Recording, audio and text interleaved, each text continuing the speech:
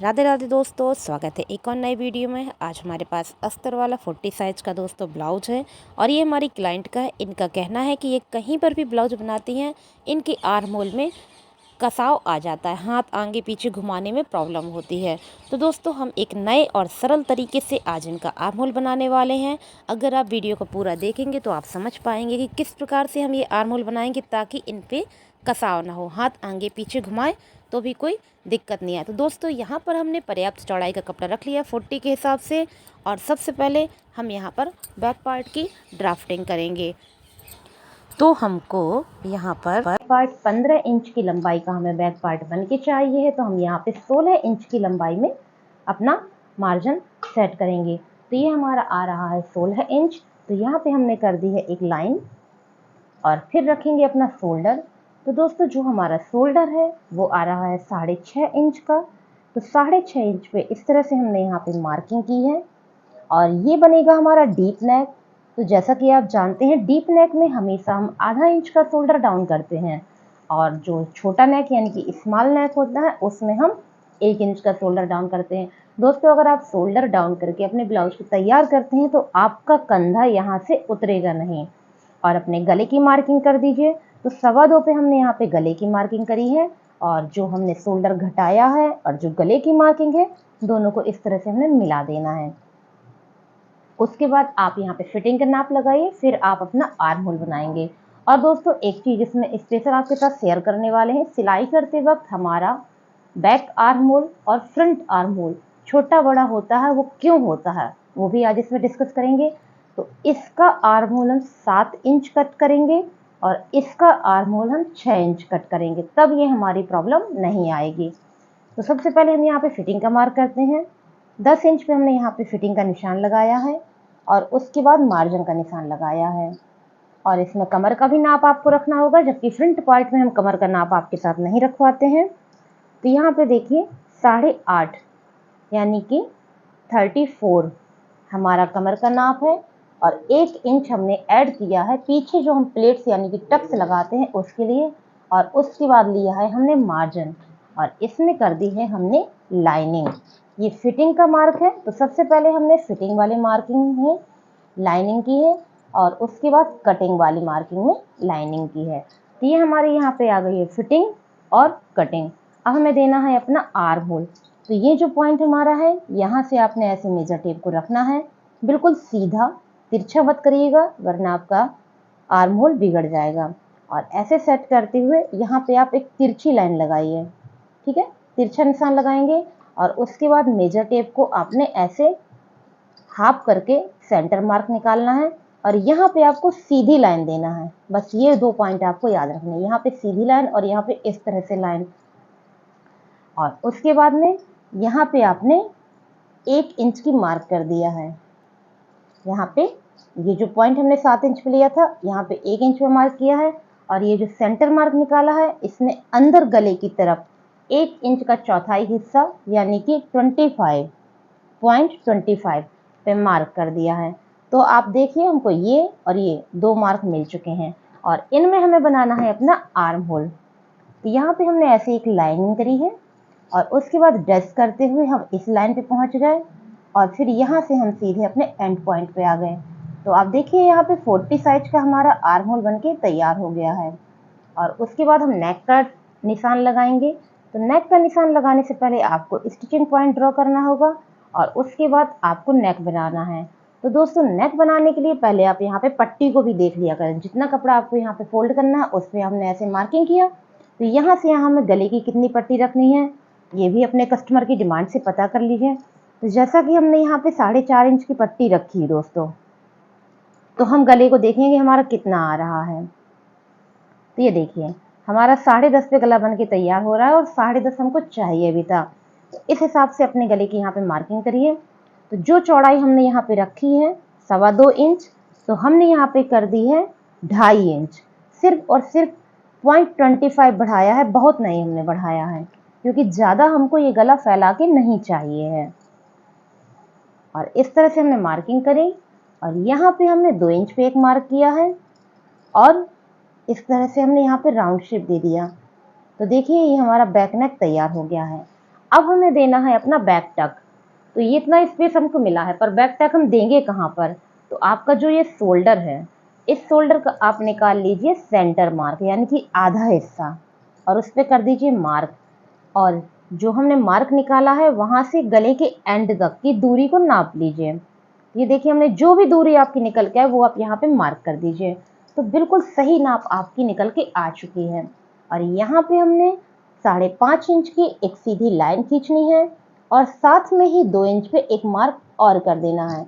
2 inch पे जो mark करेंगे वहां पे आधा इंच इस तरफ सीधी लाइन और आधा इंच इस तरफ सीधी लाइन। और जब सिलाई करेंगे तो इसी पैटर्न में सिलाई करेंगे, इतनी सीधी। उसके बाद में यहाँ पे आप जो सिलाई करेंगे वो तिरछी सिलाई करेंगे। तो ये हो चुका दोस्तों हमारा बैक पार्ट। अब इसमें एक छोटा सा स्टेप और करिएगा। अगर आप इसको करते हैं तो आपका ब्लाउज हाथ ऊपर करने में कभी भी ऊपर की ओर टंगेगा नहीं। ये जो लेंथ वाला हिस्सा है, यहाँ पे आप आधा इंच पे मार्क करिए, और जो आपने मार्क किया है वहां से जो टक्स है यहाँ तक आप एक लाइन खींचिए, और इसको जरूर कट करिएगा। इससे क्या होगा कि जब आप अपना आर्म होल रेडी करेंगे तो ये arm hole front arm hole से बड़ा नहीं निकलेगा, एक फिट आएगा। तो ये हुआ हमारा बैक पार्ट रेडी। अब चलिए दोस्तों, हम बनाते हैं यहाँ पर फ्रंट पार्ट। 15 इंच हमको जब बन के चाहिए है, तो सबसे पहले हम यहाँ पे लेंथ अपनी मार्क करेंगे। क्या हमारे सारे हिस्से निकल रहे हैं? अगर नहीं निकल रहे हैं तो कैसे निकालेंगे? सबसे पहले ये मेजरमेंट करिए। तो यहाँ पे देखिए 15 तो हमारा सिर्फ और सिर्फ कपड़ा है यहाँ पर। फिर हमें बेल्ट चाहिए, यानी कि हमको 17 तो चाहिए ही चाहिए है। और एक्स्ट्रा फोल्ड करना हो तो आप एक्स्ट्रा कपड़ा रखिए। तो हम क्या करेंगे, यहाँ पे जो बेल्ट तक का मार्क है वो निकालेंगे, फिर बेल्ट हम निकाल लेंगे यहाँ से अपना। ठीक है दोस्तों, यहाँ से बेल्ट निकाल लेंगे और ये हमारा बाजू के लिए हो जाएगा। तो इनकी बेल्ट 12.5 पे बन के तैयार होनी है। तो यहाँ पर हम 13.5 पे मार्किंग कर देंगे। ये हमने 13.5 पे एक लाइन खींच दी है। ये हमारा बेल्ट तक का हिस्सा है, ध्यान दीजिएगा, ये सिर्फ और सिर्फ बेल्ट तक का हिस्सा है। इससे जो कपड़ा निकलेगा उससे बढ़ा के बेल्ट हम यहाँ पे कट करेंगे। कैसे कट करेंगे आपके साथ वो भी हम शेयर करेंगे। अब हम लेंगे अपना शोल्डर।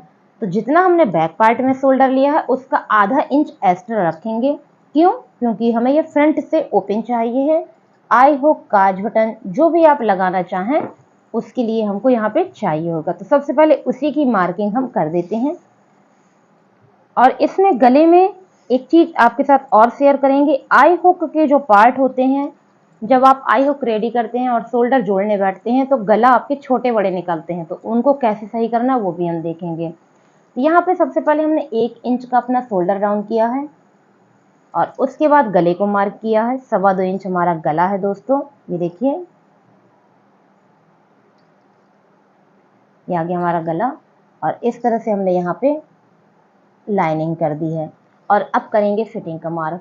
तो 10 इंच हमने बैक पार्ट फिटिंग किया था, तो यहाँ पे 10.2 यानी कि 1 पॉइंट का हम यहाँ पे लूजिंग देंगे, क्योंकि हमारा फ्रंट पार्ट है। तो आप मेजर टेप को ध्यान से देख सकते हैं कि हमने कितने पे सेट किया हुआ है। 10 के बाद 1 पॉइंट एक्स्ट्रा रखा हुआ है इस तरह से, और फिर दिया है मार्किंग। और दोस्तों ये है हमारा फ्रंट पार्ट। तो यहाँ पे हमें कमर की कोई फिटिंग नहीं देनी है, क्योंकि जो भी हम यहाँ पे प्लेट्स लगाएंगे, बेल्ट लगाएंगे, वो हमारा फिटिंग का काम करेंगे। तो इस तरह से हमारा ये हो गया। अब हमने आर्म होल की लेंथ यहाँ पर ली थी 7 इंच, तो हम यहाँ पे आर्म होल की लेंथ लेंगे 6 इंच। क्यों लेंगे अभी बताते हैं आपको। ये जो हमने शोल्डर डाउन किया यहाँ से हमने लिया है 6 इंच। ठीक है दोस्तों, हमने बैक में आधा इंच शोल्डर डाउन किया था, लेकिन यहाँ पे हमने 1 इंच शोल्डर डाउन किया है। तो आधा इंच तो हमको यहाँ पे मार्जिन मिल रहा है, और उसके बाद हम यहाँ पे टक्स भी लगाते हैं, और आधा इंच हमने यहाँ नीचे कमर में दिया हुआ, तो आधा इंच हमारा वो हो गया। इस प्रकार से घटाते बढ़ाते हुए हमको यहाँ पे 1 इंच माइनस कर देना है। तो सिलाई के दौरान आपके आर्म होल छोटे बड़े नहीं होंगे। तो ये हमने निकाल लिया यहाँ पे, और इसी तरह से सेट किए हुए आप मेजर टेप को आधा करते हुए इसका भी सेंटर मार्क निकाल के यहाँ पे भी एक लाइन कर दीजिए। अब यहाँ पे हम लगाएंगे 1.25 इंच का निशान, जबकि हमने बैक पार्ट पे लगाया है 1 इंच का निशान। यहाँ पे हमने 1.25 इंच पे एक मार्क कर देना है। ध्यान से देखिए, 1 पॉइंट हमने कम करके रखा है और तिरछा मार्क करेंगे इस तरह से। अब ये जो मार्क है इसमें अंदर गले की तरफ ये जो आई हुक पट्टी है इसकी तरफ आप आधा इंच का मार्क कर दीजिए। तो हमने ऐसे मार्क कर दिया है और स्केल से आप यहाँ पे लाइनिंग करते हुए अपने आर्म होल को पूरा करिए। हमने यहाँ तक ले लिया, फिर यहाँ से इस तरह से डस्ट करते हुए या फिर आप डायरेक्ट लाइन भी ड्रॉ कर सकते हैं और अपने आर्म होल को कंप्लीट करिए। तो ये दोस्तों हमारा 40 साइज का आर्म होल तैयार हुआ है। आपको देखने में लग रहा होगा कि बैक पार्ट का डीपनेस ज़्यादा दिख रहा है, फ्रंट का कम दिख रहा है। तो डोंट वरी दोस्तों, क्योंकि ये जो स्पेस है, ये जो छोटे बड़े होने के रीज़न होते थे, इन्हीं की वजह से हमारे आर्म होल फिट बनेंगे जब हम इन्हें पहनेंगे या फिर सिलेंगे। तो अब हमें बनाना है अपना नेक। तो नेक बनाने के लिए पहले आपको यहाँ पे लाइनिंग ड्रॉ करनी है। कौन सी लाइनिंग? स्टिचिंग वाली। और उसके बाद गले की लेंथ रखनी है। तो यहाँ पे हमने बनाना है 6.5 इंच का। यहाँ पे हमने 6.5 इंच ऐसे ड्रॉ किया है, 6.5। और जो चौड़ाई हमने यहाँ पे रखी है वही चौड़ाई हमने यहाँ पर भी रख दी है। और इस तरह से हमने यहाँ पे अपना बॉक्स बना के राउंड शेप कर देना है। और बेल्ट की मार्किंग तो हमने ऑलरेडी रख ही ली थी। अब हमें अपने बेल्ट को एक शेप देना है। तो उसके लिए हमने यहाँ पर 2 इंच पे निशान लगाया है। 2 इंच कहाँ पर दोस्तों? जो आई हुक का मार्क है उसमें ऊपर की ओर 2 इंच पे निशान लगाया है। और यहाँ पे हमने 4.5 इंच पे निशान लगाया है। और कुछ इस प्रकार से हमें इसे राउंड शेप करते हुए मिला देना है। तो देखिए यहाँ पर एक शेप क्रिएट हो चुका है। अब यहाँ पे हमें 1 इंच पे निशान लगाना है। ठीक है दोस्तों, और यहाँ से ही आप इस पैटर्न को ऐसे घुमाते हुए ले जाइए और ऐसे मिला दीजिए। तो आप देख सकते हैं कि बेल्ट का छोटा शेप यहाँ पर निकल आया, लेकिन इस बेल्ट की लंबाई है कम। तो इस फैब्रिक को हम यहाँ पर रख के अपनी एक बड़ी बेल्ट निकाल लेंगे। और ये हमारे ब्लाउज को एक शेप मिला है। अब हमें देने हैं अपने टक्स। तो टक्स देने के लिए आप यहाँ पे यानी कि जो आई हुक वाली पट्टी है उस पे आपने मेजर टेप को ऐसे रखा, जो ये मार्क रखा था वहीं तक का आप सेंटर मार्क निकाल लीजिए। तो हमने यहाँ पे निकाला है अपना सेंटर मार्क। और यहाँ पे 3 इंच की हमने एक सीधी लाइन खींचनी है। और इसकी जो सिलाई करेंगे, ध्यान दीजिएगा क्योंकि हमारा हैवी पफ है, इसकी जो हम सिलाई करेंगे वो 1.25 इंच का कपड़ा कवर होना चाहिए। ऐसा नहीं कि आपने थोड़ी सा कपड़ा यहाँ पे सिल दिया है, 1.25 इंच का कपड़ा कवर होना चाहिए, तभी आपका एक अच्छा पफ क्रिएट होगा। और यहाँ पे हमने 2.25 की एक लाइन रखी है। और इसमें जो हमारा कपड़ा जाएगा वो 2 इंच का जाएगा। सीधे से हमारे यहाँ पे कपड़ा 2 इंच का चला जाएगा। और यहाँ पे हमने आधा इंच पे एक लाइन खींचनी है। ये देखिए आधा इंच पे एक लाइन खींची है।